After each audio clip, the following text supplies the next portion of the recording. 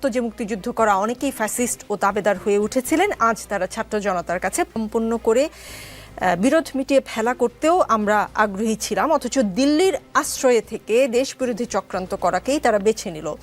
আপনারাও ইতিহাসের বিরুদ্ধে অবস্থান নেবেন না, জাতিকে বিভাজন থেকে রক্ষা করতে অবশ্যই ৭১ ও ২৪কে নিঃশর্ত ও নিরঙ্কুশ মেনে এগুতে হবে। ৭১ নিয়ে সন্দেহ কাদের, তিনি আসলে কাদেরকে মেন করে ফেসবুক স্ট্যাটাসটি দিয়েছেন?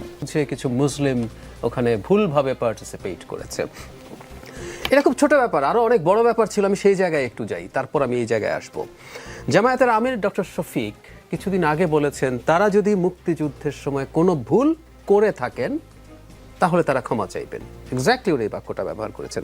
আমি ওই জায়গায় আসি, তারপর এখানে আসব।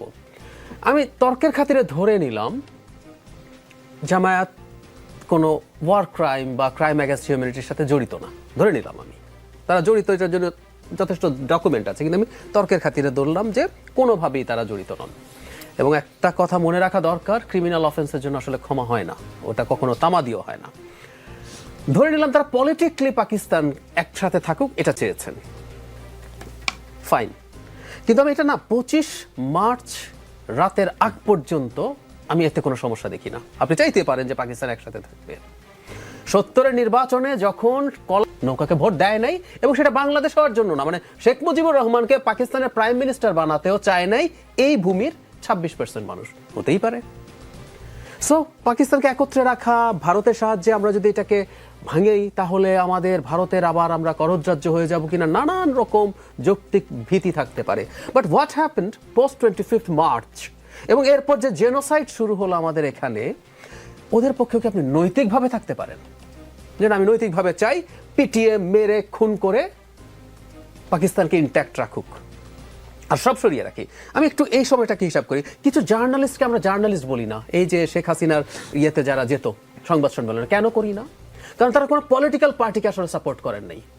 তারা জাস্ট একটা গ্যাং অফ মাফিয়া আর গ্যাং অফ ক্রিমিনালসকে তাদের ক্ষমতায় থেকে এই দেশকে ভয়ঙ্কর রকম ভাবে মানুষকে অত্যাচার, নিপীড়ন, লুটপাট করতে সাহায্য করে। সো আমরা বলি যারা ওকে নৈতিক সমর্থনও দিয়েছে তারা কেউ জার্নালিস্ট না, ওরা ক্রিমিনাল আমরা বলি। কিন্তু তো সেটার তুলনায় হাজার গুণ বড় একটা ক্রাইমের সময় এখনো জামায়াতের আমির মনে করছেন যদি ভুল করে থাকেন।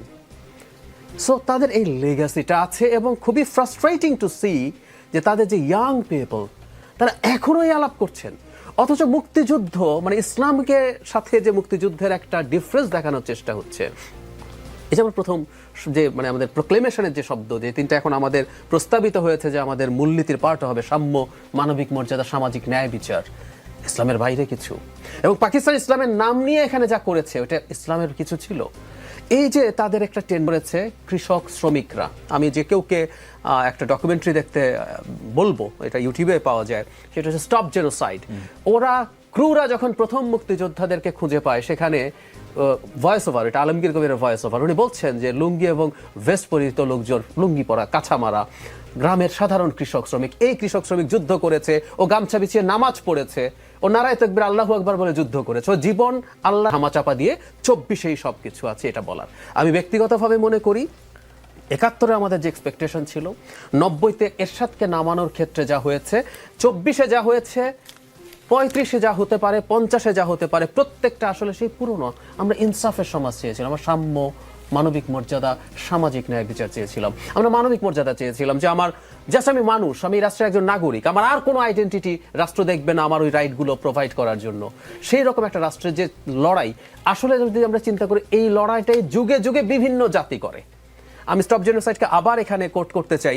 আমাদের ওই ডকুমেন্টারিটা শেষ হয়, আমাদের বিভিন্ন জায়গায় তখন যেসব লড়াই চলছিল, আগে চলছিল, যে আমাদের লড়াইটা আসলে একটা কন্টিনিউয়াস লড়াইয়ের পার্ট, যেখানে হিউম্যান কাইন্ড তার প্রাপ্য রাইটের জন্য ফাইট করে, সে তার জন্য একটা ইনসাফের সমাজ কায়েম করার জন্য ফাইট করে, ওটা আমাদের ওই ফাইট। সেখানে তারা এখন যেটা করছেন তার প্রতিক্রিয়া জানাব মাহফুজ আলম খুব রাইটলি এটা বলেছেন যে বাংলাদেশকে ওন আসলে করতে হবে, এবং আমাদের এটার একটা কন্টিনিউয়েশন, এটাকে বাদ দিয়ে ২৪ হয়েছে, এই প্রপোজিশন, এই হাইপোথিসিস খুবই খুবই প্রবলেমেটিক। স্থিরাই নির্বাচনে অংশগ্রহণ করতে পারবে। আজকে উপদেষ্টা, মানে মঙ্গলবারের কথা বলছি, উপদেষ্টা মাহফুজ আলম তার ফেসবুক স্ট্যাটাসে লিখেছেন, বাংলাদেশ পন্থীদের অবশ্যই মুক্তিযুদ্ধপন্থী হতে হবে তিনি বলেছেন। রাজপথে আন্দোলনে তরুণ প্রজন্ম বিশেষ করে জেন জিদের ভূমিকা অসাধারণ। আপনিও এই আন্দোলনে জেন জি ছাত্র নেতা। জি দেখেন, মানে জেনারেলি স্পিকিং ভুলের যে সমালোচনা এটা তাদের উপর করা যায় না, ছাত্রদের উপর। কারণ হচ্ছে কি, দেখেন এরা 26, 27, 28 বছরের ছেলে, 3 মাস আগে তারা বেকার ছিল।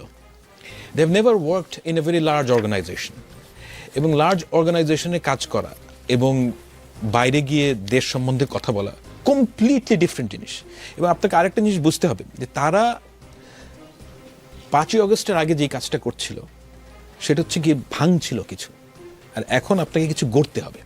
তো মানুষের যে ভাঙার প্রতিভা আর মানুষের যে গড়ার প্রতিভা, এটা কমপ্লিটলি ডিফারেন্ট জিনিস।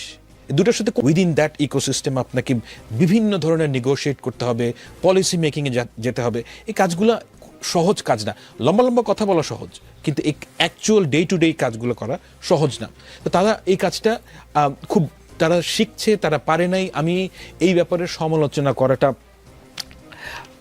আমি মনে করি যে ঠিক না। জি, রাষ্ট্রপতি অপসারণ সহ বিভিন্ন ইস্যুতে বিএনপির সাথে বৈষম্য বিরোধী ছাত্র আন্দোলনের মতবিরোধ প্রকাশ্যে এসেছে, এবং এসব মতবিরোধ এক প্রকার বাকযুদ্ধে পরবর্তীতে আমরা দেখেছি রূপ নিয়েছে।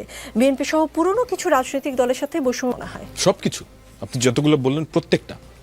হ্যাঁ, কারণ হচ্ছে কি যে দেখেন, ছাত্ররা সংস্কার করতে চায়। হ্যাঁ, আমি এই স্পিরিটটার সাথে কমপ্লিটলি একমত যে বাংলাদেশে আসলেই বহু ধরনের সংস্কার প্রয়োজন, এবং তারা এটা ট্রাস্ট করতে পারছে না, যেহেতু তারা মনে করছে যে বিএনপি ক্ষমতায় আসবে, সেহেতু তারা মনে করছে যে আমি এই সংস্কারগুলো বিএনপির উপর ট্রাস্ট করা যাবে না, কারণ এটা আমাকেই করতে হবে। This is the premise. আমিও এটার সাথে একমত যে সংস্কারগুলো করতে হবে, কিন্তু তারা ভাবছে যে বিএনপির উপর আস্থা রাখা যাবে না। এখন দেখেন যে বিএনপি 5 বছর থাকবে, ওইটা নিয়ে মেনে নিচ্ছি আমি, কিন্তু সংস্কার করবে এই বিশ্বাস রাখা যাচ্ছে না। রাইট? এটা একটা নির্বাচন চান না। আমি সাধারণ মানুষকে দিয়ে দেখেছি তারা সবাই পলিটিক্যাল গভর্নমেন্ট চান না। ইট ডাজন্ট মিন যে ইট প্রুভস বিএনপির পপুলারিটি। হোয়াট ইট প্রুভস যে এভরিওয়ান ওয়ান্টস আ পলিটিক্যাল গভর্নমেন্ট। এখন এখানে একটা টাসল আছে যে কেন এই ঘটনাটা ঘটবে। আমি মনে করি এই কারণে যে দেখেন, বিএনপি যদি কিছু একটা কথাও না বলে যে কবে নির্বাচন হবে, দ্রুত নির্বাচন দেওয়া, আমি মনে করি যে বিএনপির কথাগুলো বলা ইটস কমপ্লিটলি অপ্রয়োজনীয়। আচ্ছা, কারণ দ্য রিয়ালিটি ইজ সাচ, করবেন ডু দ্য নির্বাচন। কারণ হচ্ছে দ্য রিয়ালিটি ইজ দ্যাট বাংলাদেশের ফরেন ইনভেস্টমেন্ট আসছে না, বাংলাদেশের র্যাপিড গ্রোথ দরকার for job and wealth creation, এটা হচ্ছে না। এবং এটা যদি না হয়, বাংলাদেশের বিজনেসম্যানরা এই সরকারের উপর এমন চাপ ক্রিয়েট করবে অ্যান্ড দ্য বহির্বিশ্ব, যে they would be forced to call for an early election. And আমার বিবেচনা হচ্ছে এই ঘটনাটা ঘটবে। এবং বিএনপির যেটা ভুল সেটা হচ্ছে বিএনপি বারে বারে বলছে যে নির্বাচন দাও, দ্রুত নির্বাচন দাও। আমার কাছে মনে হয় যে দ্রুত নির্বাচন চাওয়ার কোনো প্রশ্নই, মানে কোনো প্রয়োজনীয়তা নাই, এটা এমনিতেই ঘটবে।